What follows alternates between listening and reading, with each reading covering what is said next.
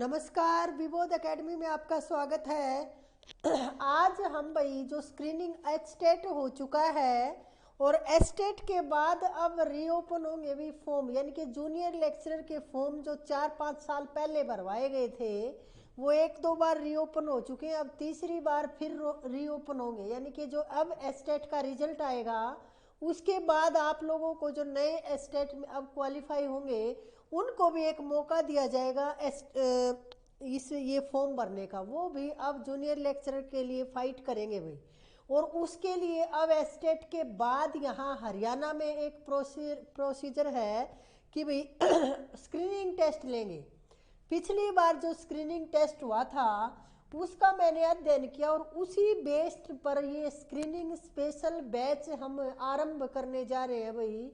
और ये विबोध एकेडमी के यूट्यूब चैनल पे ही आपको इसकी वीडियो मिलेंगी। इसको सब्सक्राइब कर लेना और शेयर भी कर देना, सभी बच्चों को बता देना भाई ये स्क्रीनिंग स्पेशल बैच हम चला रहे हैं।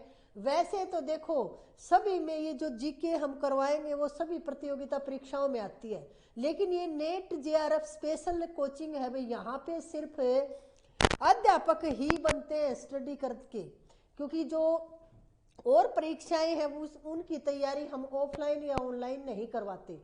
सिर्फ एस्टेट के बैच चलाए जाते हैं और फिर एस्टेट नेट के बैच चलाए जाते हैं, असिस्टेंट प्रोफेसर के। और अब ये जो जूनियर लेक्चरर की भर्ती होगी इसके लिए भी ऑनलाइन और ऑफलाइन बैच बनाया जाएगा। पूरी तैयारी आपको करवाई जाएगी हमारे विबोध एकेडमी के यूट्यूब चैनल पे। अब देखिए इसमें हम करेंगे भाई, पिछली बार जो पेपर आया था स्क्रीनिंग का पीजीटी हिंदी का पेपर, वो पूरा एक दिन सोल्व भी करवाएंगे आपके सामने। लेकिन उसमें हिंदी लिटरेचर तो देखो ज़्यादा मात्रा में आएगी। उससे पहले एक कॉमन पेपर आता है सभी सब्जेक्ट वालों के लिए। उसमें क्या क्या आता है भाई? उसमें आता है भाई थोड़ी सी रीजनिंग आती है, मैथ भी आता है, इंग्लिश भी आती है, हिंदी व्याकरण भी आती है, और हरियाणा जीके भी आती है, और ये जर्नल स्टडी भी आती है भाई। सारी जीएस आती है उसमें।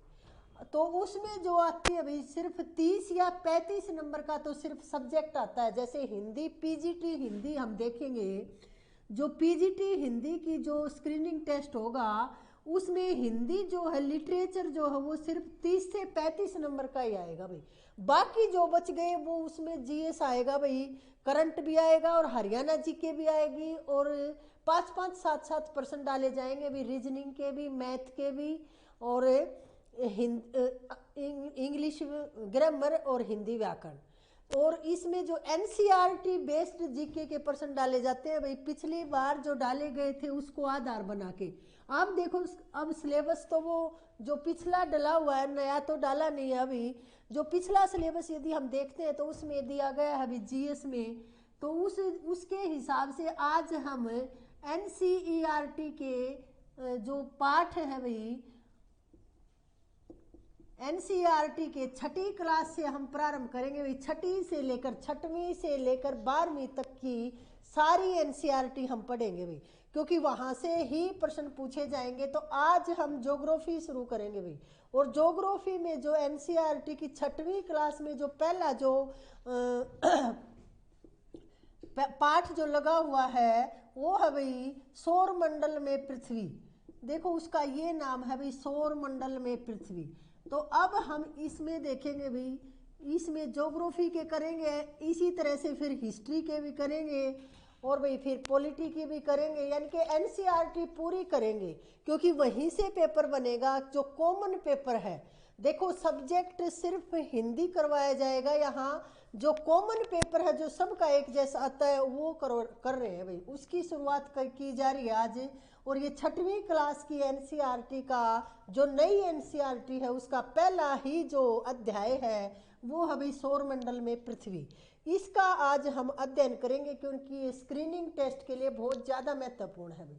अब देखो इसमें हमने एक दो जो पॉइंट लिखे हुए हैं, जैसे पिछली अब एनसीईआरटी साइंस से एक प्रश्न मुझे ध्यान आ रहा है जो पिछली बार पूछा गया था इसमें स्क्रीनिंग में, वो था भाई जिसको सीमेंट का जनक किसे माना जाता है। ये 8वीं क्लास की एनसीईआरटी की बुक में है भाई, साइंस में। और वो अब लेसन तो मुझे याद नहीं है कौन सा है, लेकिन साइंस करेंगे जब मैंने नोट्स बना रखे हैं तो उसमें है वो भी 8वीं क्लास की एनसीईआरटी में था वो प्रश्न। और फिर उस समय वो गलत हुआ बच्चों का, क्योंकि बाहर से ऐसे ही जीके कहीं से कुछ कुछ पढ़ते रहते हो, लेकिन सिर्फ आपको पढ़नी है एनसीईआरटी, वहां से ही प्रश्न पूछे जाते हैं भाई। तो अब हम करेंगे भी सौर मंडल में पृथ्वी, तो इसके बारे में अब हम जो एनसीईआरटी बेस्ड है ना भाई, वन लाइनर प्रश्न लगा लो आप उसको, या जो भी महत्वपूर्ण पॉइंट था वो मैंने सब नोट किया है और एक नोट्स के रूप में ही मैं आपके सामने प्रस्तुत करने जा रही हूँ। अब देखो सबसे पहले देखेंगे हम भाई वहां पूर्णिमा और अमावस्या के बारे में। देखो यदि आपके पास किताब है तो उससे पढ़ लेना, बहुत अच्छी बात है भाई। अमावस्या और पूर्णिमा के बारे में देखो बताया गया है प्रारंभ में, और यहां से ही प्रश्न गलत हो सकता है मुझे लगता है। देखो अपने अंतरात्मा में झांकना आप। पूर्णिमा तो किसे कहते हैं भाई? पूर्ण चंद्रमा की रात को क्या होती है भाई? पूर्णिमा होती है।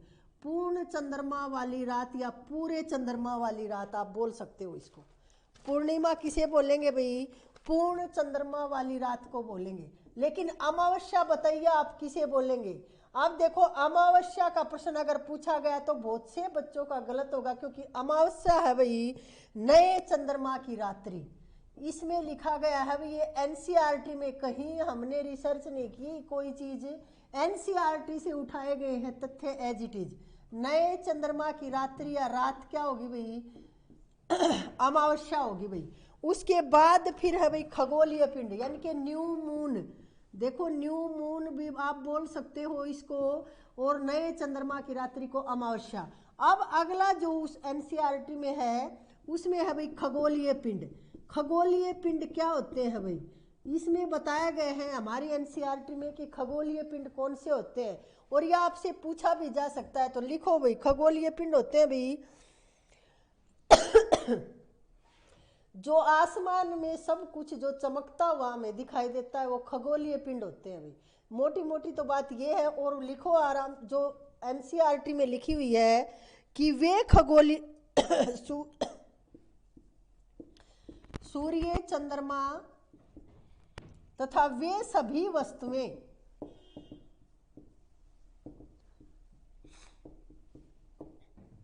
जो रात के समय आसमान में चमकती हैं, जो रात के समय आसमान में चमकती हैं वो कौन सी होती है भाई? वो खगोलीय पिंड कहते हैं भाई उनको।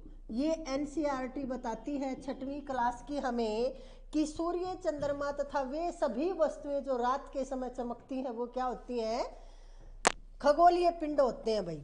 अब देखो यानी कि आप कह सकते हो कि आकाश में चमकने वाली सभी वस्तुएं क्या हैं? खगोलीय पिंड हैं। अब इसके बारे में पूछा जा सकता है, तो एक तो परिभाषा ये, या सरल शब्दों में आप लिख सकते हो कि आकाश में या आसमान में चमकने वाली सभी वस्तुएं क्या हैं? खगोलीय पिंड हैं। आकाश में चमकने वाली सभी वस्तुएं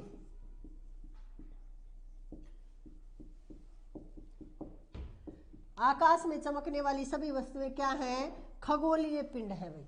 अब देखते हैं आगे अगला जो है वो तारों के बारे में बताया गया। भाई तारे क्या हैं? क्योंकि सूर्य भी एक तारा है, तो तारे क्या है भाई? देखो ये नोट्स बनाए हैं आपके लिए एनसीईआरटी के। यदि आपके पास एनसीईआरटी नहीं है या आपके पास समय कम है तो आप यहाँ से आप बिल्कुल आपको पका पकाया मिलेगा भाई, सिर्फ आपको याद करना है। अब देखो भाई तारा, तारे के बारे में देखिए आप, तारे क्या होते हैं? वे खगोलीय पिंड जो बड़े आकार वाले और गर्म होते हैं भाई। वे खगोलीय पिंड जो बड़े आकार के, यानी कि तारे भी चमकते हैं तो है तो खगोलीय पिंड ही, लेकिन थोड़ी सी अलग विशेषता है तारों की, और गर्म होते हैं, आकार के तथा गर्म होते हैं।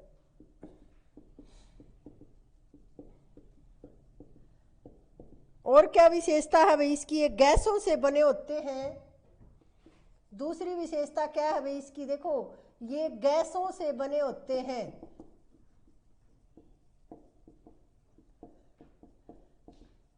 क्योंकि देखो ऐसी लंबी लंबी लाइनों के प्रश्न पूछे गए थे पिछली बार स्क्रीनिंग में भी। और देखो भाई अगला क्या है इसमें कि इनके पास अपनी ऊष्मा और प्रकाश होता है। आप नंबर डाल के लिख लो विशेषता, चाहे इनकी आसानी से याद होगा। इनके पास अपनी ऊष्मा तथा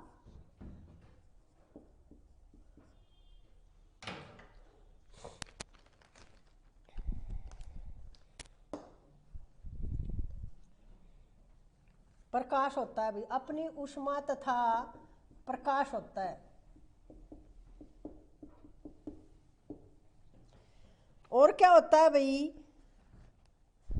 और ये इनको क्या है, इसे बहुत बड़ी मात्रा में उत्सर्जित करते हैं, जिसे ये बहुत बड़ी मात्रा में उत्सर्जित करते हैं।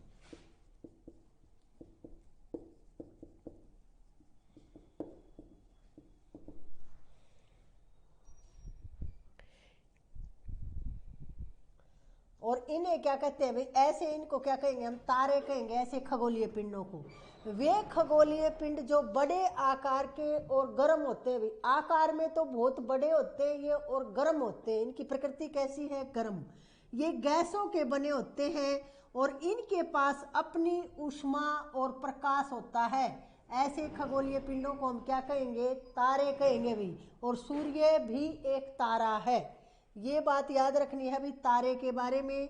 अब अगला देखेंगे भाई हम नक्षत्र मंडल। नक्षत्र मंडल के बारे में अगली एनसीईआरटी में परिभाषा दी गई है भाई, नक्षत्र मंडल। अब नक्षत्र मंडल के बारे में क्या बताया गया है, तो लिखो तारों का लिख लो भाई, ये तारों का विभिन्न समूहों द्वारा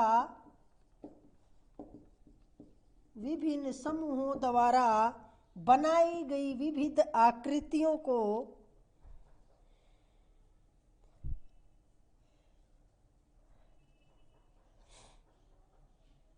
विभिन्न समूहों द्वारा बनाई गई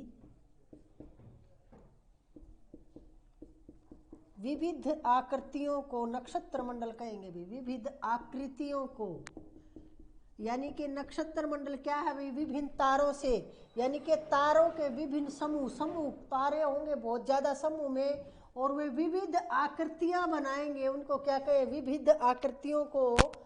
तारों के विभिन्न समूह द्वारा बनाई गई विविध आकृतियों को नक्षत्र मंडल कहेंगे भाई।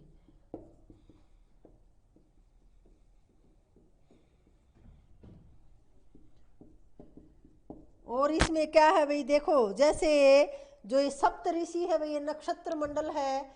और इसमें देखो एनसीईआरटी में एक दो बातें और लिखी हुई हैं कि अर्सा मेजर या बिग बेयर एक नक्षत्र मंडल है। इसमें उदाहरण क्या दिया गया है, जैसे एनसीईआरटी में दिया गया है, और बहुत अच्छा प्रश्न यहाँ से बन सकता है कि अर्सा मेजर या इसी का जो दूसरा नाम है वो है भाई बिग बियर। अर्सा मेजर या बिग बियर नक्षत्र मंडल है, एक नक्षत्र मंडल है भाई। तो नक्षत्र मंडल का उदाहरण क्या दिया भाई, अर्सा मेजर या बिग बियर एक नक्षत्र मंडल है। अब देखो ये अर्सा मेजर और बिग बियर की बातें हुई, तो देखो सप्तऋषि भी क्या है भाई, विभिन्न, देखो सप्तऋषि भी अर्सा मेजर में ही शामिल है। तो लिखो यह 7 तारों का समूह होता है सप्तऋषि। ऊपर लिख लेते हैं, नक्षत्र मंडल ही चला हुआ है भाई ये।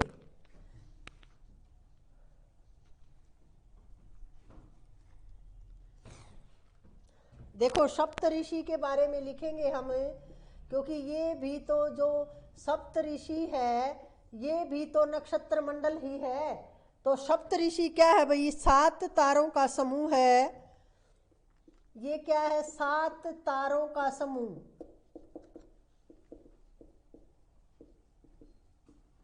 और ये क्या है, जो नक्षत्र मंडल अर्सा मेजर में जो नक्षत्र मंडल है भाई, अर्सा मेजर या बिग बियर आप जिसको बोलते हो, अर्सा मेजर या बिग बियर, इसी का नाम है, ये एक ही नाम है। या तो अर्सा मेजर कहेंगे आप या बिग बियर कहेंगे,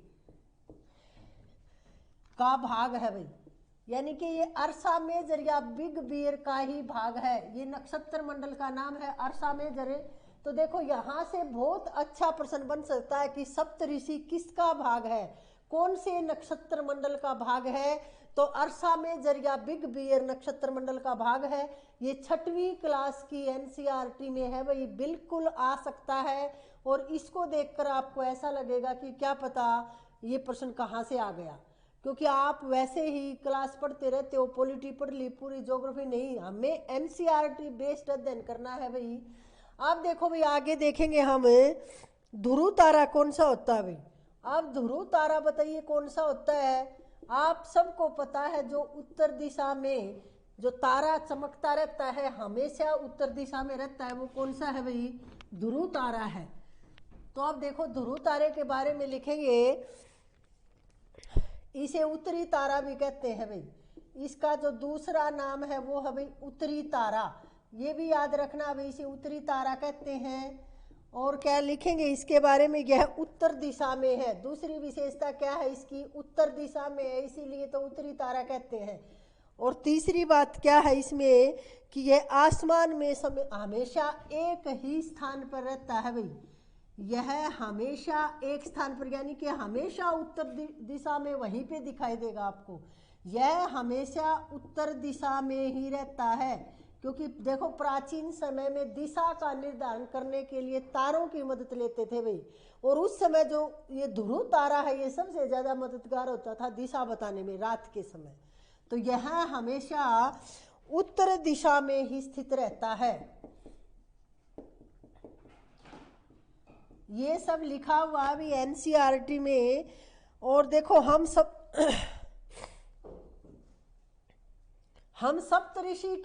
सप्तऋषि से हम क्या कर सकते हैं भाई, सप्तऋषि की मदद से हम ध्रुव तारे का ज्ञान कर सकते हैं। सप्तऋषि की सहायता से अब देखेंगे, एक चित्र भी दिया हुआ है, उसके माध्यम से सीखेंगे, इसको देखेंगे। सहायता से ध्रुव तारे की स्थिति को जान सकते हैं, ध्रुव तारे की स्थिति को जान सकते हैं। अब देखो कैसे, अब सप्तऋषि जो होते हैं ना भाई, देखो ये इस तरह की एक आकृति बनी होती है भाई। देखो सप्तऋषि की 7 जो तारे होते हैं, देखो दिखाई देगा क्या सबको, देखो इस तरह से देखो एक आकृति, ये एक तारा है, फिर उसके बाद ये एक तारा है, फिर ये है भाई एक तारा ये है, फिर एक तारा ये है भाई, फिर एक तारा ये है, एक ये है। देखो 7 हो गए भाई। देखो इस तरह से है, ये इस तरह से है, ये सप्तऋषि आपको आसमान में इस तरह से दिखेगा। और फिर यहाँ से देखो बिल्कुल इसकी सीध में, इसकी ये यहाँ से क्या भाई, देखो इसकी बिल्कुल इसकी सीध में फिर हमें ऊपर यहाँ दिखेगा भाई क्या, ध्रुव तारा। ये इस तरह से हमें दिखाई देगा भाई। ये सप्तऋषि की मदद से कैसे देख सकते हैं कि ये तो देखो इस तरह से संरचना तो सप्तऋषि की मिलेगी आपको। ये 7 तारों का समूह है, इसको हम क्या बोलते हैं, सप्तऋषि। और फिर इसके बिल्कुल यहाँ पे बिल्कुल हम देखेंगे तो ये ध्रुव तारा दिखेगा हमें, जो उत्तर दिशा में रहता है हमेशा। ये ध्रुव तारे की स्थिति है भाई। अब लिख लो इनको, फिर आगे देखते हैं।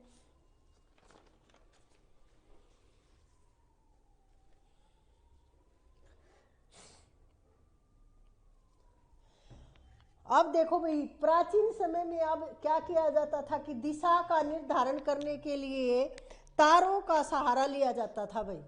अब देखो एक परीक्षा में एक प्रश्न पूछा गया है, वो देखेंगे कि कैसे प्रश्न पूछा गया और उसका उत्तर फिर कैसे निकला। अब ध्रुव तारे से उत्तर में है ये, और उत्तर में हम अनुमान लगा सकते हैं कि ध्रुव तारा है भाई, और उससे फिर दिशा का निर्धारण कर सकते हैं।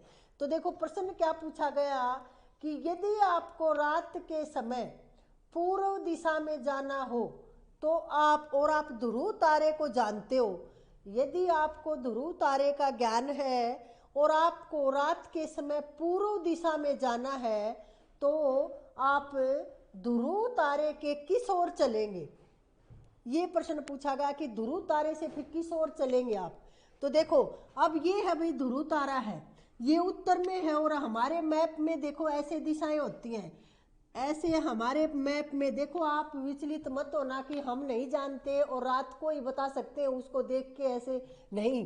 देखो ये उत्तर में है ध्रुव तारा और हमारे मैप में ये दिशाएं होती है उत्तर और ये पूर्व और ये पश्चिम, ऐसे दिशाएं हैं। तो अब देखिए ये उत्तर में और हमें पूर्व की तरफ जाना है और एक आदमी यहाँ खड़ा हुआ है ऐसे। देखो अब मैं ऐसे खड़ी हुई हूँ तो अपने दाएं ओर चलूंगी भाई। उसमें ऑप्शन में क्या था, दाएं चलेंगे बाएं चलेंगे या दोनों किस तरफ चलेंगे, तो उसमें देखो दाएं चलेंगे भाई। हम यहाँ से ऐसे चलेंगे तो हम पहुंचेंगे, यानी कि दाएं चलेंगे, अपने दाहिने हाथ की तरफ हम चलेंगे। ये दिशाओं का ज्ञान आपको होगा। आप रीजनिंग वगैरह में देखो ये बहुत से ऐसे प्रश्न पूछे जाते हैं, तो उसका उत्तर क्या आना था भाई, दाहिनी तरफ चलेंगे हम। ये प्रश्न एक बार पूछा गया था। अब देखिए भाई हम आगे देखेंगे ग्रह क्या होते हैं भाई, प्लेनेट, उनके बारे में एनसीईआरटी में बताया गया कि ग्रह क्या होते हैं, ये लिख लिया होगा। अब आगे देखते हैं भाई ग्रह क्या होते हैं।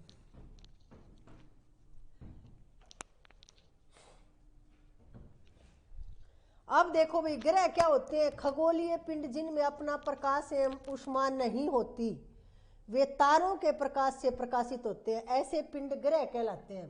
देखो ग्रह क्या है, ग्रह या आप इसको क्या बोलते हैं, प्लेनेट बोलते हैं भाई। अंग्रेजी में क्या बोलते हो आप इनको, प्लेनेट। अब देखो भाई ग्रह के बारे में लिख लो आप, थोड़ा सा आपको लिखना पड़ेगा पहले, फिर देखेंगे कि खगोलीय पिंड, वे खगोलीय पिंड, वे खगोलीय पिंड, ये एनसीईआरटी में दी हुई है इसकी परिभाषा। वे खगोलीय पिंड जिनमें अपना प्रकाश और ऊष्मा नहीं होती, जिनमें अपना प्रकाश और ऊष्मा नहीं होते, वे तारों के प्रकाश से प्रकाशित होते हैं। ये क्या है, वे तारों के प्रकाश से प्रकाशित होते हैं।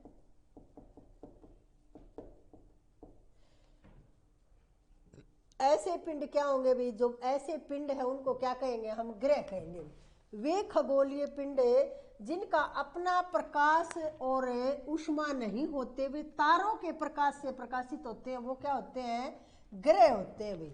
अब ग्रह कितने हैं देखो, अब देखो एनसीईआरटी में पूछा गया कि एक बार देखो प्रश्न पूछा गया है भाई, ये तो किसी एचएसएससी की परीक्षा में भी पूछा गए हैं, ये पूछे ही जाएंगे, एनसीईआरटी से ही आते हैं कि ऐसे ग्रह कौन से हैं, ऐसे ग्रह जिनके चारों ओर छल्ले दिखाई देते हैं भाई, ऐसे ग्रह जिनके इर्द गिर्द छल्ले दिखाई देते हैं भाई। इर्द गिर्द लिख लो या चारों ओर लिख लो, छल्ले दिखाई देते हैं। अब देखो ये प्रश्न भी बहुत से बच्चे गलत करेंगे, क्योंकि सिर्फ शनि ग्रह ही मानते हैं कि शनि ग्रह के वह ऐसे गोल गोल गोल गोल से चक्कर दिखाई देते हैं, छल्ले दिखाई देते हैं। लेकिन एनसीईआरटी ने देखो कितने ग्रह बताए हैं, 3 ग्रह बताए हैं। कौन कौन से बताए हैं भाई, एक तो बृहस्पति बताया है, एक शनि और एक यूरेनस। कौन से बताए, एक तो बताया है भाई बृहस्पति, जुपिटर जिसको आप बोलते हो, और एक बताया है भाई शनि और फिर यूरेनस, शनि और यूरेनस, यूरेनस यानी कि अरुण और शनि, ये है भाई। देखो इनके चारों ओर आपको छल्ले दिखाई देंगे, शनि के तो स्पष्ट रूप से छल्ले दिखाई देते हैं, और ये ऐसे है कि इनके दिखाई नहीं देते भाई, क्योंकि ये बहुत ज़्यादा दूर है तो इनके दिखाई नहीं देते, शनि के दिखाई देते हैं, बड़े हैं। अब देखो ये प्रश्न, अब ये छल्ले क्या है भाई, इन छल्लों के बारे में बताया कि ये छल्ले किससे बने हैं, आखिर ये छल्ले हैं क्या जो दिखाई देते हैं हमें। तो ये बताया गया कि ये छल्ले विभिन्न पदार्थों के असंख्य छोटे छोटे पिंड से मिलकर बने हैं भाई। ये क्या है, ये छल्ले विभिन्न पदार्थों के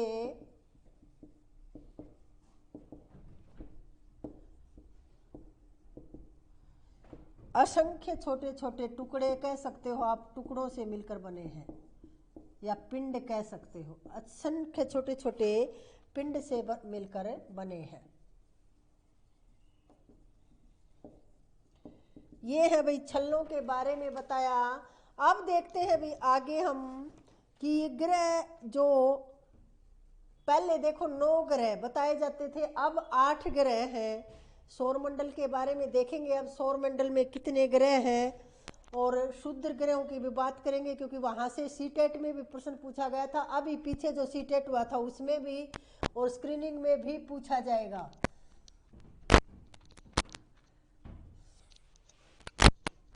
अब देखो यहां से क्या प्रश्न बनेगा भाई।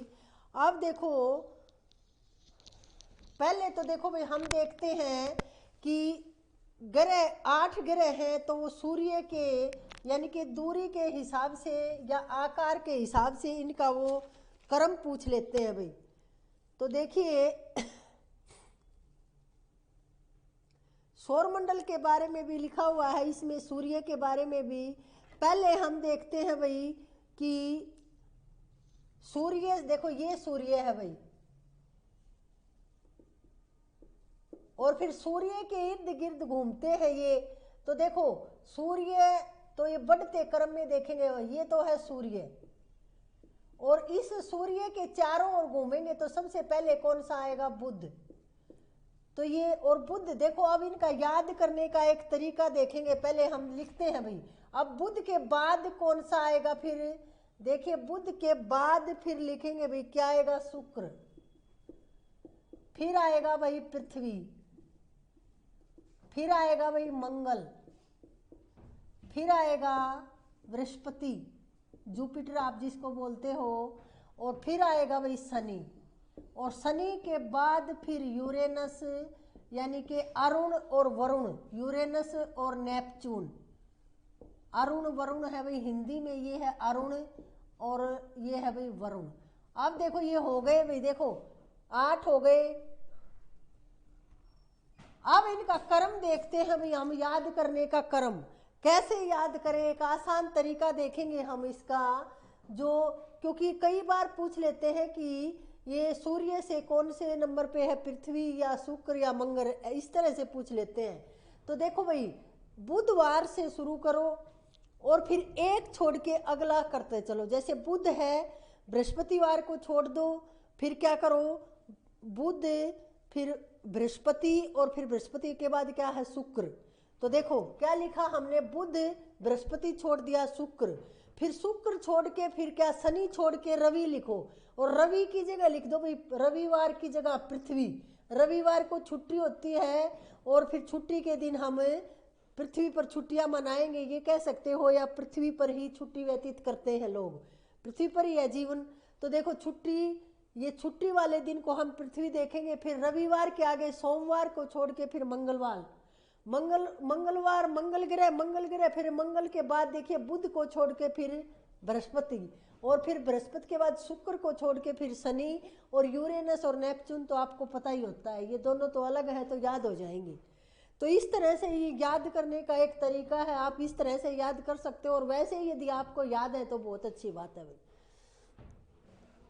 अब देखते हैं भाई ये, इसके बाद हम देखेंगे कि एक शुद्ध ग्रह की पट्टी होती है भाई, एक शुद्ध ग्रह की पट्टी होती है, और ये अभी जो सीटेट हुआ था भाई, ये अब सीटेट जो चल रहे हैं ना, इससे पहले जो सीटेट हुआ था उसमें पूछा गया है भाई टीजीटी में कि शुद्ध ग्रह की पट्टी किन 2 ग्रहों के बीच में मिलती है। तो देखिए शुद्ध ग्रह, पहले तो देखिए शुद्ध ग्रह क्या होते हैं, या फिर शुद्ध ग्रह की पट्टी लिख लीजिए। शुद्ध ग्रह की जो पट्टी है वो किन 2 ग्रहों के बीच में मिलती है, ये प्रश्न आया हुआ है, और ये बृहस्पति और मंगल के बीच में मिलती है भैया, यहाँ मिलती है, इस तरह से एक पट्टी मिलेगी, वो शुद्ध ग्रह की पट्टी है भाई। मंगल और बृहस्पति के बीच में मिलती है भाई, तो ये शुद्ध ग्रह की पट्टी जो है वो मंगल और बृहस्पति के मध्य मिलती है, इनके बीच में मिलती है। ये प्रश्न आ चुका है, फिर भी आ सकता है भाई। और फिर देखिए, अब देखते हैं भाई एक एक ग्रह की विशेषताएं एनसीईआरटी के 6वीं क्लास में जो बताई गई है वो।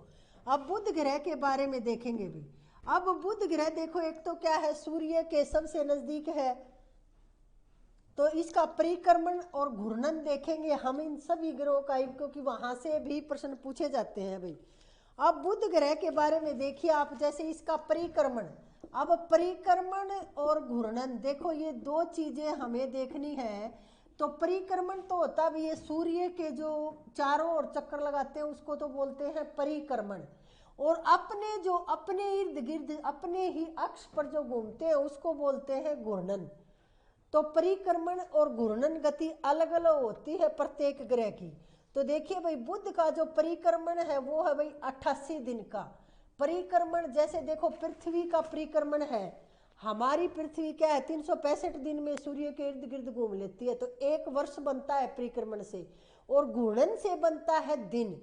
परिक्रमण से तो वर्षों का निर्माण होता है और घूर्णन से दिनों का निर्माण होता है, ये सब आपको पता भी है। लेकिन अब देखिए, परिक्रमण यानी कि ये सूर्य के इर्द गिर्द जो चक्कर लगाता है वो तो लगाता है अभी 88 दिनों में।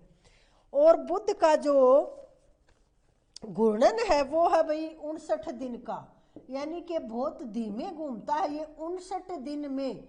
59 है भाई, ये 59, 59 दिन में क्या करता है ये घूर्णन करता है। यानी कि इसका 1 वर्ष तो होता है 88 दिन का, 88 दिन का तो इसका 1 वर्ष होता है, और 1 दिन होता है इसका 59 दिन का, इसका 1 दिन होता है। यानी कि इसकी घूर्णन गति है वो बहुत ज़्यादा कम है। देखो इसमें अब इसका मतलब ये है कि ये है 1.5 दिन में 1 वर्ष बन जाएगा। जब 1.5 दिन हो जाएगा तो 1 वर्ष बन जाएगा। और ये प्रश्न पूछा गया है भाई, तो 1.5 दिन में 1 वर्ष, ये एनसीईआरटी में है भाई, सब लिखना पड़ेगा आपको। 1.5 दिन में 1 वर्ष बन जाता है। क्योंकि देखो हमारे पृथ्वी पर तो 365 दिन में बने नहीं, 24 घंटे में बने। हाँ, वर्ष की बात चल रही है तो क्या 365 दिन में और बनेगा 1 वर्ष, लेकिन इसके सिर्फ 1.5 दिन में बुधवार क्या 1 वर्ष बना देता है भाई। बुध ग्रह की बात चल रही है भाई, वार नहीं, वो समझाने के लिए बार बार वार शब्द आ रहा है। अब देखो इसमें क्या है, फिर देखते हैं भाई शुक्र की। अब इसके बाद देखिए ये शुक्र जो दूसरे नंबर पर है बुध के आगे, ये लिख लो, फिर अगला शुक्र लिखेंगे भाई, यहां लिख लो शुक्र। अब शुक्र ग्रह की देखिए क्या खास बात है, इसकी परिक्रमण और घूर्णन गति देखते हैं। तो शुक्र की परिक्रमण और घूर्णन गति के बारे में यदि हम देखें तो 255 दिन का है भाई इसका परिक्रमण। शुक्र का जो 255 दिन का परिक्रमण है और 243 दिन का घूर्णन है भाई। यानी कि देखो इसका परिक्रमण और घूर्णन लगभग एक समान है। आप देखो सिर्फ 12 दिन का अंतर है भाई, 12 दिन बाद ही 1 साल हो जाता है इसका। तो इसकी परिक्रमण और घूर्णन लगभग एक समान है। तो इस तरह से प्रश्न आ सकता है कि ऐसा कौन सा ग्रह है जिसका परिक्रमण और घूर्णन लगभग एक समान है, या जिसका वर्ष और दिन लगभग एक समान है। किसी तरह से भी प्रश्न पूछा जा सकता है, तो वो शुक्र ग्रह है भाई।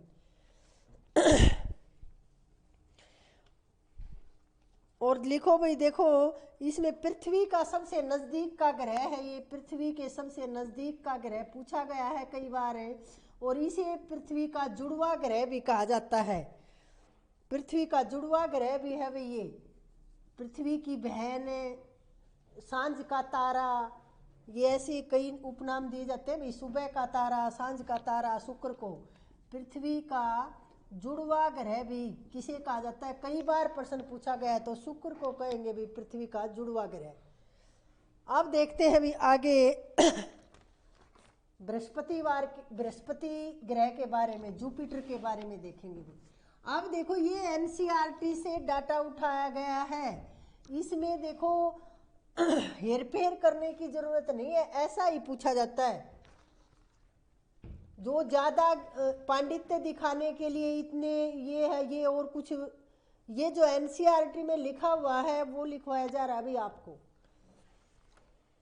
अब देखो भाई, अगला हम देखेंगे भाई, अगला क्या आया था फिर शुक्र के बाद। अगला जो ग्रह लिखेंगे हम, वो लिखेंगे भाई मंगल।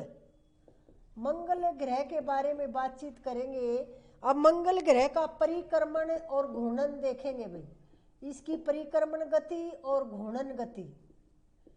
ये एनसीईआरटी में लिखे हुए, एक चित्र भी बना हुआ है बहुत अच्छा, उसमें देखना आप।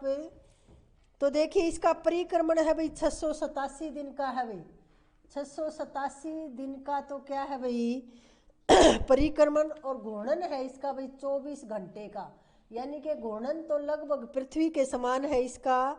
और देखो भाई इसके 2 उपग्रह है भाई, इसके मंगल के उपग्रह है भाई 2। पृथ्वी देखो बीच में आई है तीसरे नंबर पे, लेकिन उसको आखिर में देखेंगे, उसके बारे में एनसीईआरटी में आखिर में ही दिखाया गया है।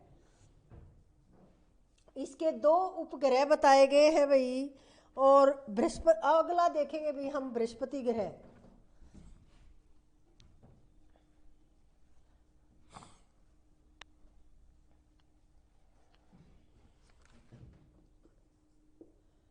बृहस्पति देखिए भाई, बृहस्पति ग्रह क्या है भाई, एक तो इसका परिक्रमण और घूर्णन देखेंगे पहले। तो परिक्रमण और घूर्णन, अब देखो परिक्रमण क्या है, बृहस्पति का परिक्रमण है भाई 11 साल और 11 महीने। 11 साल और 11 महीने में ये परिक्रमण करता है भाई, यानी कि 1 साल इसका क्या है, लगभग 12 साल में 1 साल पूरा होता है। और घूर्णन क्या है इसका, 9 घंटे 56 मिनट है भाई घूर्णन। 9 घंटे 56 मिनट में ये अपने अक्ष पर घूमता है, यानी कि इसका दिन क्या है, लगभग 10 घंटे में दिन निकल आता है, यहाँ 1 दिन पूरा हो जाता है। अब देखो भाई, और इसमें क्या है, इसके उपग्रह है भाई, उसके 2 उपग्रह थे। पृथ्वी का एक है, चंद्रमा भी बोलते हैं भाई उपग्रह को। ये पूछ लेते हैं कि मंगल के कितने चंद्रमा हैं, या बृहस्पति के कितने चंद्रमा हैं, या उपग्रह हैं। तो उपग्रह है भाई, इसके 16 उपग्रह बताए गए हैं एनसीईआरटी में। अगला देखेंगे भाई हम शनि। अब शनि के बारे में क्या बताया गया है, इसका जो परिक्रमण है और जो घूर्णन है वो देखते हैं भाई। तो शनि का जो परिक्रमण है वो है भाई 29 साल 5 महीने। 29 साल 5 महीने में तो ये परिक्रमण करता है, सूर्य के पूरा चक्कर, एक चक्कर पूरा करता है 29 साल 5 महीने में। और घूर्णन है भाई इसका 10 घंटे 40 मिनट। 10 घंटे 40 मिनट में क्या है भाई, 1 दिन पूरा कर लेता है भाई क्या, शनि। और इसके उपग्रह देखिए भी, इसके भी उपग्रह हैं कितने, 30 उपग्रह बताए गए हैं भी एनसीईआरटी की 6वीं क्लास की पहले ही चैप्टर में। अब देखेंगे भाई 30 से भी अधिक बताए गए हैं, ये लिखा गया है 30 से अधिक। सबसे ज्यादा इसी के हैं भाई उपग्रह, या चंद्रमा पूछा जाए तो सबसे ज्यादा किसके हैं, शनि के हैं। अब यूरेनस और नेपच्यून के बारे में देखते हैं भाई।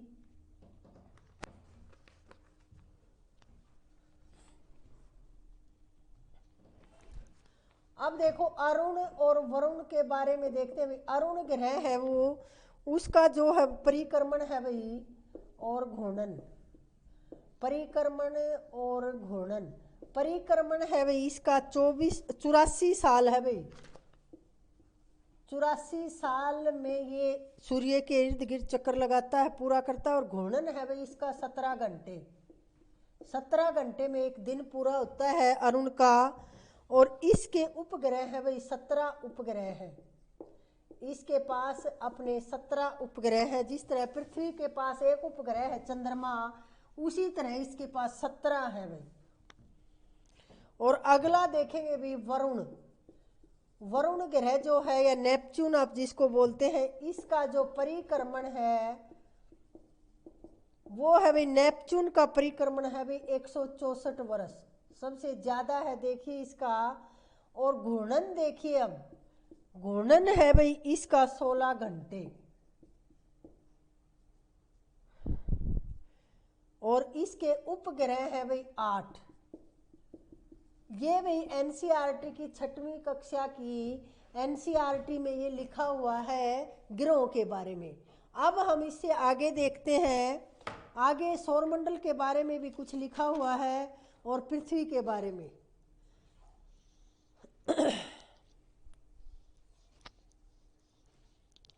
अब देखो भाई सौरमंडल के बारे में क्या लिखा हुआ है, देखते हैं हम।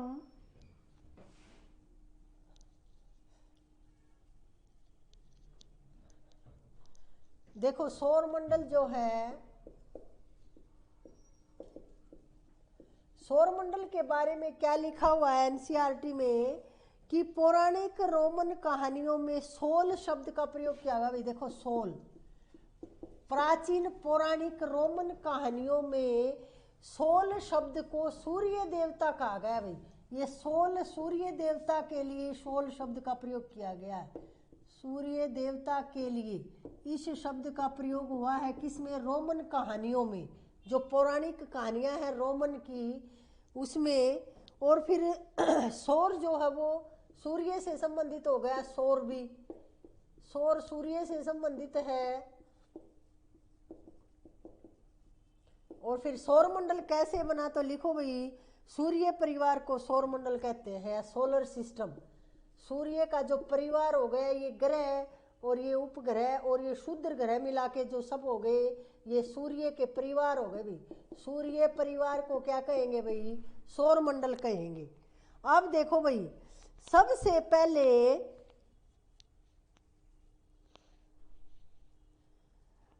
एक हमारे खगोल शास्त्री हुए हैं भाई आर्यभट्ट। उन्होंने बताया कि ये जो सभी जो ये है ग्रह और ये चंद्रमा है, ये सूर्य के प्रकाश से चमकते हैं, इनका अपना प्रकाश नहीं है। ये सबसे पहले किसने बताया था? आर्यभट्ट ने बताया था। भाई ये प्राचीन भारत के प्रसिद्ध खगोल शास्त्री हैं। ये एनसीईआरटी में लिखा हुआ है, तो इसको ऐसे ही लिख लो आप। आर्यभट्ट ने क्या बताया है भाई? ये क्या थे? प्राचीन भारत, या भारत के प्राचीन कह सकते हो, प्राचीन भारत के प्रसिद्ध खगोल शास्त्री हैं भाई।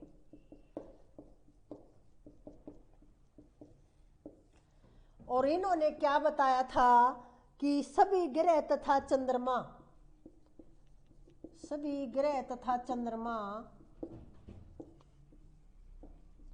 परावर्तित सूर्य प्रकाश के कारण चमकते हैं। परावर्तित सूर्य प्रकाश के कारण चमकते हैं।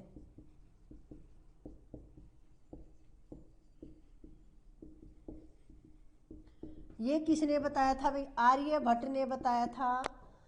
और अब सौरमंडल के बारे में लिखा हुआ है, जो परिभाषा एनसीईआरटी में, वो बिल्कुल एज इट इज लिखेंगे भाई, वहां से भी प्रश्न बन जाता है। अब देखो क्या लिखा हुआ है कि सौरमंडल में क्या क्या है भाई? सूर्य है, सौरमंडल में क्या क्या शामिल है? सूर्य, और क्या 8 ग्रह है भाई, 8 ग्रह और उपग्रह, अन्य खगोलीय पिंड और अन्य खगोलीय पिंड जैसे, अब अन्य खगोलीय पिंड क्या हो गए? जैसे क्षुद्र ग्रह है भाई, क्षुद्र ग्रह की पट्टी देखी थी ना हमने, कहाँ है? मंगल और बृहस्पति के बीच में है क्षुद्र ग्रह की पट्टी, वो प्रश्न भी पूछा गया है। तो अन्य खगोलीय पिंड, क्षुद्र ग्रह एवं उल्का पिंड मिलकर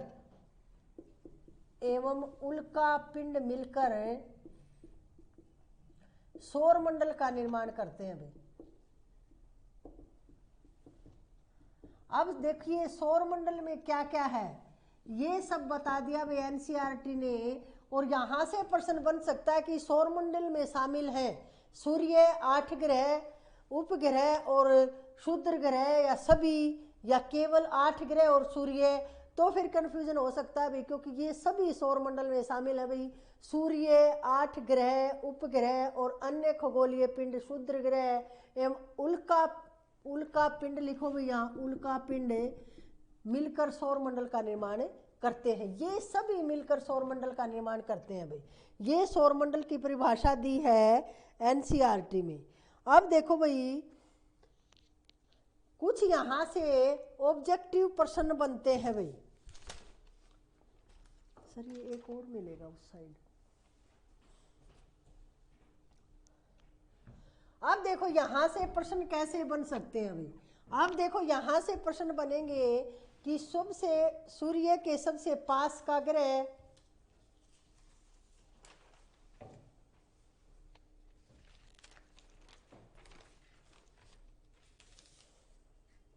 अब देखो यहां से जो प्रश्न पूछे गए हैं वो, और पृथ्वी के बारे में जो एनसीईआरटी में लास्ट में लिखा हुआ है वो देखेंगे भी। थोड़ा सा और बच गया हमारा टॉपिक है। तो देखो यहां से एक तो प्रश्न है इस तरह से बन सकते हैं, सबसे पास का ग्रह, सूर्य के सबसे पास का ग्रह तो कौन सा है भाई, बुध। और सबसे दूर का पूछ लिया जाए तो कौन सा है आखिर में, वरुण यानी कि नेपच्यून। और फिर पूछ लिया जाता है कि अंतिम तो ये हो गया, फिर परिक्रमण में सबसे ज्यादा समय कौन लगाता है, तो इसमें नेपच्यून आएगा भाई। सबसे ज्यादा समय लगाता है, 164 वर्ष लिखे हैं हमने अभी। और देखिए सबसे कम समय कौन लगाता है भाई, बुध लगाता है। परिक्रमण सबसे छोटा किसका है, 88 दिन में पूरा 1 साल पूरा कर लेता है बुध। और फिर देखिए घूर्णन सबसे तेज किसका है, ये प्रश्न कई बार पूछा गया है भाई कि घूर्णन सबसे तेज किसका है, तो बृहस्पति का है भाई। केवल 9 घंटे 56 मिनट में वो अपने अक्ष पर घूम जाता है। और सबसे कम घूर्णन किसका है, तो शुक्र का है भाई। 243 दिन और 255 दिन परिक्रमण है। शुक्र का लगभग परिक्रमण और घूर्णन लगभग एक समान है, सिर्फ 12 दिन का अंतर है भाई। अब देखते हैं सबसे ज्यादा उपग्रह किसके पास है, तो एनसीईआरटी के अनुसार देखेंगे तो 30 से ज्यादा किसके पास थे भाई, शनि के पास थे। तो यानी कि सबसे ज्यादा जो उपग्रह है शनि के पास है, और सबसे कम तो पृथ्वी के पास अभी केवल एक चंद्रमा है, एक उपग्रह है।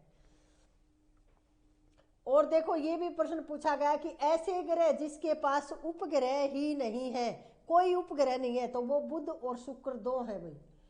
और ये बढ़ते आंतरिक ग्रह भी पूछ लिया जाता है भाई। देखो ये जो हमने लिखे थे एक बार फिर लिखते हैं भाई।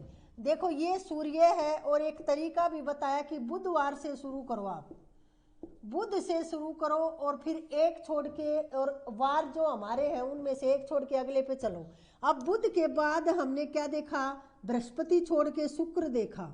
अब क्रम यही है भाई इनका, देखना। अब शुक्र के बाद क्या, शनि छोड़ के रवि देखा, और रवि की जगह हमें क्या लिखना है, पृथ्वी की। छुट्टियां कहाँ मनाएंगे, हमें रविवार को छुट्टी होती है और वो पृथ्वी पे मनाएंगे। और फिर रविवार की जगह पृथ्वी लिखा, तो रवि से अगला क्या, सोम। और सोमवार को छोड़ के हम क्या, मंगल लिख देंगे, तो ये मंगल। अब मंगल के बाद फिर मंगल को छोड़ के एक, मंगल के आगे क्या, बुध। बुध को छोड़ के अगला क्या, बृहस्पति लिखेंगे भाई। और बृहस्पति से फिर आगे क्या लिखेंगे हम, बृहस्पति से आगे शुक्र को छोड़ के क्या, शनि लिखेंगे। और फिर क्या लिखेंगे भाई हम, यूरेनस और नेपच्यून, अरुण और वरुण, ये लिखेंगे भाई हम। ये है क्रम, ये सूर्य से दूरी का क्रम है भाई, बढ़ते क्रम में। यानी कि सूर्य से सबसे नजदीक बुध, फिर शुक्र, फिर पृथ्वी, फिर मंगल, बृहस्पति, शनि, यूरेनस और नेपच्यून। अब देखो हमने एक पट्टी पढ़ी हुई, यहाँ पे एक पट्टी थी शूद्र ग्रह की, इनको बोलते हैं शूद्र ग्रह। ये ग्रहों के छोटे छोटे टुकड़े हैं भाई, और ये घूमते रहते हैं एक पट्टी में। और ये मंगल और बृहस्पति के बीच में है ये पट्टी, क्योंकि ये प्रश्न आ चुका है और आप लिख भी चुके हो। अब ये पट्टी जो है, इससे जो अंदर वाले हैं इनको बोलते हैं आंतरिक ग्रह, और ये जो बच गए इनको बोलते हैं बाह्य ग्रह। तो कई बार पूछ लिया जाता है भाई आंतरिक ग्रह, तो आंतरिक ग्रह कौन से हैं, तो आप बता सकते हो बुध, शुक्र, पृथ्वी और मंगल। ये तो 4 क्या है, आंतरिक। और ये जो बच गए ये क्या है भाई, बाह्य ग्रह है। यानी कि इस शूद्र जो ग्रह है इनको आधार बनाकर आंतरिक और बाह्य का निर्धारण किया गया है, और इस तरह से हम देख सकते हैं ये। अब हम देखेंगे भाई पृथ्वी के बारे में कि पृथ्वी क्या है, पृथ्वी में क्या क्या खास बात है। क्योंकि सौर मंडल में पृथ्वी, हमारे पाठ का ही नाम है सौर मंडल में पृथ्वी। सौर मंडल में पृथ्वी एकमात्र ऐसा ग्रह है जिसपे जीवन संभव है, जिसपे जीवनदायिनी गैस है, पानी है, पेड़ पौधे हैं, यानी कि हर जीव जंतु के लिए जो उचित अनुकूल जो वातावरण है वो केवल है पृथ्वी पर ही है। तो उसके बारे में देखेंगे कि पृथ्वी में अब देखेंगे भाई हम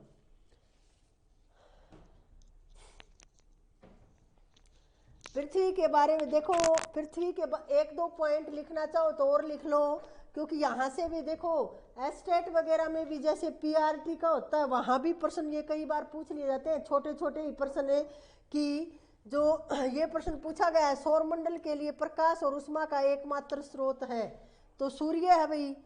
सूर्य सौर मंडल के लिए प्रकाश और उष्मा का एकमात्र स्रोत, और सूर्य पृथ्वी से लगभग 15 करोड़ किलोमीटर दूरी पर, ये पृथ्वी में ही लिखेंगे भाई सभी बातें। देखो पृथ्वी ग्रह के बारे में देखते हैं पृथ्वी में क्या क्या है। सूर्य से दूरी के हिसाब से तो ये तीसरे नंबर पे है भाई। सूर्य से दूरी में कितने, तीसरे नंबर पे है भाई। पहले पे क्या था, तीसरा ग्रह है। पहले पे कौन सा था, बुध। बुध के बाद क्या था, शुक्र, और शुक्र के बाद फिर तीसरे नंबर पे क्या था, पृथ्वी था भाई। अब देखो आकार में ये कैसा है भाई, आकार में ये पांचवा बड़ा ग्रह है भाई, पांचवें नंबर पे आता है। इससे 4 और बड़े हैं, पांचवें नंबर पे है क्या है, ये बड़ा है भाई। अब देखेंगे भाई ध्रुवों के पास ये थोड़ी चपटी हुई है पृथ्वी। अब इसकी आकृति के बारे में बताया कि ध्रुवों पर चपटी, और क्या भाई ध्रुवों पर थोड़ी चपटी है, इसीलिए इसकी आकृति क्या है भाई, भूआब की है भाई। इसकी आकृति क्या है, भूआब। भूआब यानी कि हम इसको बोल सकते हैं भाई क्या, जियोइड आकार की है ये। और देखिए फिर आगे क्या है भाई, जीवन के लिए अनुकूल परिस्थितियां हैं यहाँ, जीवन के लिए सभी अनुकूल परिस्थितियां। ये तो बताने की क्या बात है, सबको पता ही है। आगे देखेंगे भाई इसमें क्या है, यहाँ पानी और वायु उपस्थित है, तभी तो जीवन संभव है। यहाँ पानी और वायु में भी क्या सबसे महत्वपूर्ण ऑक्सीजन यहाँ पे मिलती है, और इसीलिए तो इसे अद्भुत ग्रह कहते हैं भाई। देखो ये बात बहुत ज़्यादा महत्वपूर्ण है, यहाँ से प्रश्न बन सकता है कि अद्भुत ग्रह किसे कहते हैं, तो पृथ्वी को कहते हैं भाई। इसीलिए तो इसे अद्भुत ग्रह कहते हैं, अद्भुत ग्रह कहते हैं भाई। और ये आसमान से देखने पर क्या नीले रंग की प्रतीत होती है, तो इसको नीला ग्रह भी कहते हैं भाई। पृथ्वी को लिख लो भाई, नीला ग्रह भी कहते हैं इसे। और नीला ग्रह क्यों कहते हैं, ये एनसीईआरटी में क्या लिखा हुआ है कि अंतरिक्ष से देखने पर पृथ्वी नीले रंग की दिखाई देती है, और क्योंकि इसका 2/3 सतह जो है वो पानी से ढकी हुई है, नीला ग्रह कहते हैं इसको। आगे देखेंगे भाई प्रकाश की गति क्या होती है भाई, पृथ्वी तक सूर्य का प्रकाश पहुंच जाता है भाई लगभग 8 मिनट में। ये एनसीईआरटी में लिखा हुआ है भाई, पृथ्वी तक सूर्य का प्रकाश कितनी मिनट में पहुंचता है, तो ये लगभग 8 मिनट। ऐसे के ऐसे लिखा हुआ है भाई, लगभग 8 मिनट।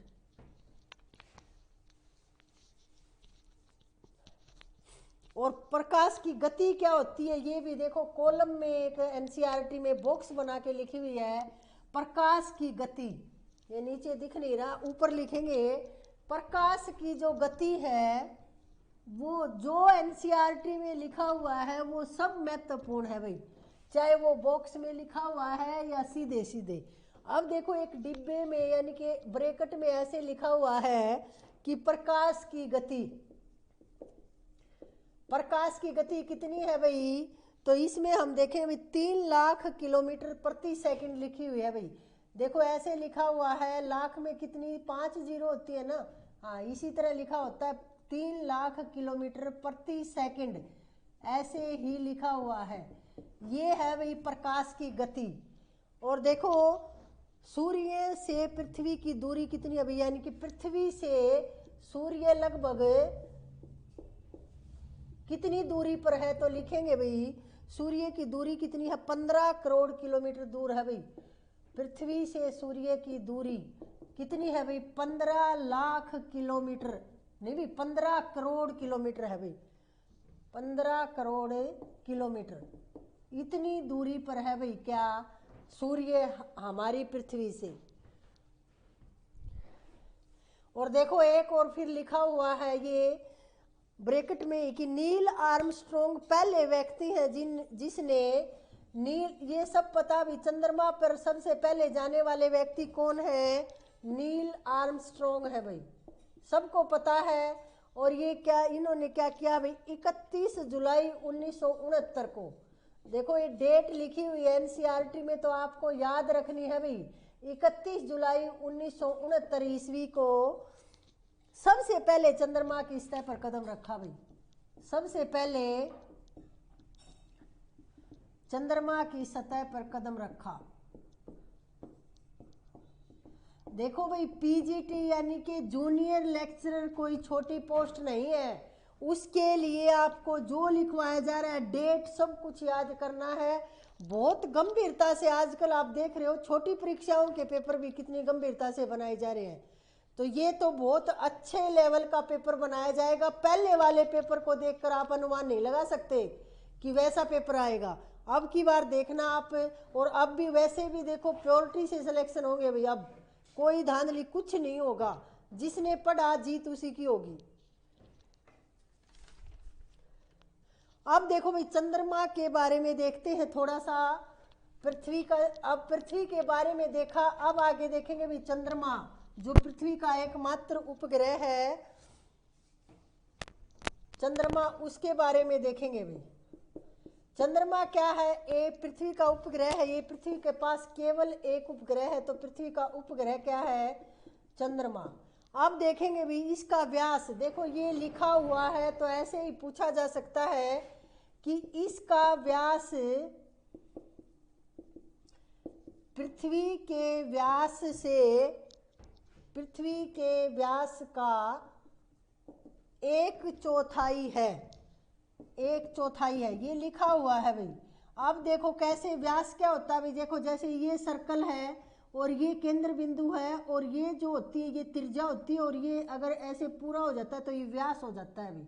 तो ये व्यास जो पृथ्वी के व्यास का 1/4 है, किसका, चंद्रमा का। अब देखो भाई चंद्रमा का परिक्रमण व घूर्णन एक समान है भाई, चंद्रमा का परिक्रमण और घूर्णन एक समान है भाई। और ग्रहों में किसका था भाई, परिक्रमण और घूर्णन एक समान है। देखो ये प्रश्न यहां से एक बार पूछा गया है कि किस ग्रह और चंद्रमा का परिक्रमण और घूर्णन किस ग्रह की तरह एक समान है। तो देखो शुक्र का भी परिक्रमण और घूर्णन लगभग एक समान था, सिर्फ 12 दिन का अंतर था, और उसी तरह से चंद्रमा का परिक्रमण और घूर्णन भी एक समान है। और ये कितने दिन का है भाई, ये 27 दिन का होता है भाई। यानी कि जो परिक्रमण है चंद्रमा का, परिक्रमण यानी कि पृथ्वी के चारों ओर चक्कर लगा लेता है 27 दिन में, और इसका जो घूर्णन है वो भी क्या है भाई 27 दिन का है, यानी कि इसका दिन और वर्ष 27 दिन के हैं भाई, दोनों एक समान है। और इसीलिए हम चंद्रमा का केवल एक भाग देख सकते हैं भाई, पूरे चंद्रमा को हम कभी नहीं देख सकते, क्योंकि इसका परिक्रमण और घूर्णन एक स्थान है। यानी कि घूर्णन होता है भाई, देखो ये है कोई चीज, ये अपने अक्ष पर ऐसे घूमेगी, और परिक्रमण होता है कि जैसे ये इर्द गिर्द किसी दूसरे के इर्द गिर्द चक्कर लगाना। तो ये देखिए भाई हमने देखा किसके बारे में,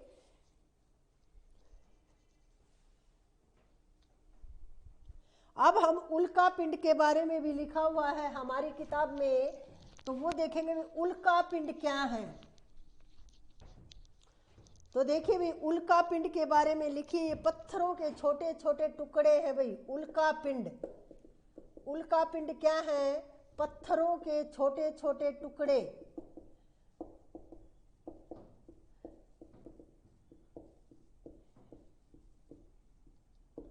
और क्या लिखा हुआ है इनके बारे में कि ये सूर्य के चारों ओर चक्कर काटते हैं, ये भी बेटा भाई सूर्य के चारों ओर चक्कर काटते हैं, सूर्य के चारों ओर घूमते रहते हैं ये। यानी कि सूर्य का ही परिक्रमण करते हैं ये और क्या खास बात है, इन ऐसे पिंडों को हम ये पृथ्वी के इतने नजदीक आ जाते हैं कि इनकी प्रकृति पृथ्वी पर गिरने को हो जाती है भाई। ये लिखा हुआ है एनसीईआरटी में कि ये पृथ्वी के इतने नजदीक आ जाते हैं और गिर भी जाते हैं भाई, फिर बड़े बड़े गड्ढे बना देते हैं, पृथ्वी में गिर भी जाते हैं। आप देखते हो ना, वो बोलते हो आप तारा टूटता हुआ तारा, वो उल्का पिंड ही होते हैं और वो यदि पृथ्वी पर गिरते हैं तो बहुत बड़ा गड्ढा बना देते हैं। तो पृथ्वी के इतने नजदीक आ जाते हैं कि इनकी प्रकृति या इनकी प्रवृत्ति पृथ्वी पर गिरने को हो जाती है भाई। इनकी प्रकृति पृथ्वी पर गिरने को हो जाती है।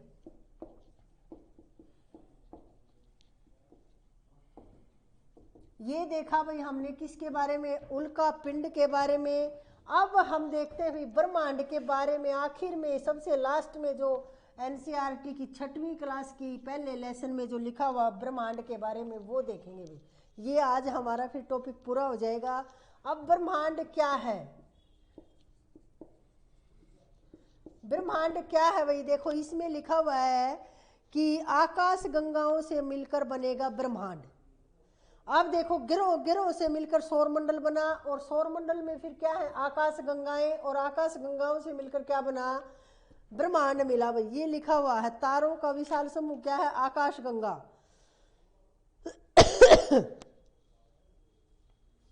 तो हम सीधा सीधा तो क्या कह सकते हैं इसको कि आकाश गंगाओं से मिलकर, आकाश गंगाओं से मिलकर ब्रह्मांड बनता है।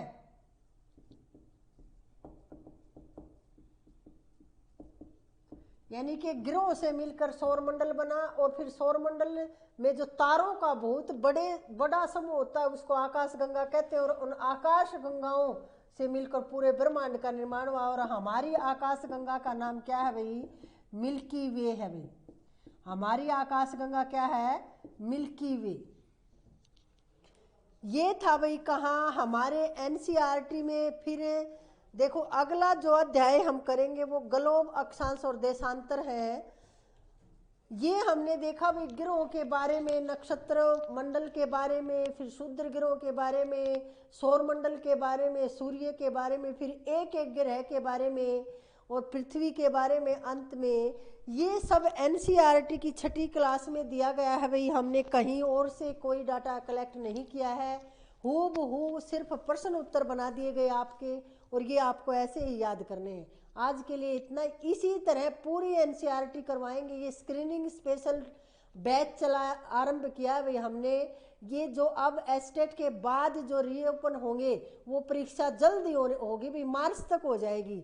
हमारा मानना है ये आगे भी जा सकती है, लेकिन डेट जब रीओपन होंगे तो उसके साथ ही टेस्ट की डेट मिलेगी आपको।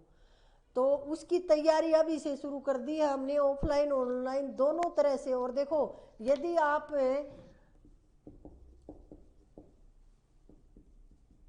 इस नंबर पे आप फोन कर सकते हो 74 190 17 190 पे। अगर आपको ज़्यादा जानकारी चाहिए, बैच ज्वाइन करना है, तो आप यहाँ कांटेक्ट कर सकते हो हमें। इस तरह विबोध एकेडमी के ऊपर अध्यापक बनाने के लिए जो पूरा सिलेबस है उसकी संपूर्ण तैयारी करवाई जाती है। धन्यवाद।